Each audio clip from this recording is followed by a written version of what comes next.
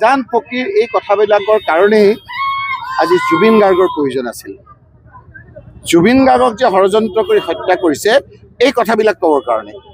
এতিয়া মই ক'লেতো হিন্দু মুছলমান উলিয়াই দিব। আজি জুবিন গাৰ্গ নাই, মোৰ বৰকৈ মনত পৰিছে মুখ্যমন্ত্ৰী সেই কথাষাৰৰ উত্তৰ আজি জুবিন গাৰ্গে দিলেহেঁতেন। এই কথাবিলাক ক'বৰ কাৰণেই তেওঁক আজি নাইকিয়া কৰি ল'লে। আকৌ কৈছোঁ মই, আজি জুবিন গাৰ্গ থাকিলে এই কথাবিলাক ক'বলৈ অকণমান সংকোচ কৰিলেহেঁতেন। জুবিন গাৰ্গ নাথাকাৰ অন্যতম এটা কাৰণ হ'ল এনেদৰে এই কথাবিলাক ক'লে বাধা দিয়াত কোনো নাই। মই ক'লে হিন্দু মুছলমান কৰিব। ৰাইজে বুজি পাইছে, যিটো দেখি আছে সেইটো নহয়। ইলেকশ্যন ডিক্লেয়াৰ কৰিবলৈ দিয়ক, এটা এটা কথা উত্তৰ ৰাইজে দিব। সকলো জাতি জনগোষ্ঠী ক্ষোভিত হৈ আছে। কেইটামান যিকোনো জাতি জনগোষ্ঠীৰ কেইজনমান মানুহক হাত কৰি লৈ পেলাই চৰকাৰে যদি ভাবে যে বৈতৰণি পাৰ হ'ম, সাধাৰণ মানুহৰ ক্ষোভ কিন্তু গুজৰি গুমৰি আছে। আজি যে তেওঁৰ মুখত এই কথাবিলাক ওলাইছে সেইকাৰণেই জুবিন গাৰ্গক নাইকিয়া কৰি লৈছে।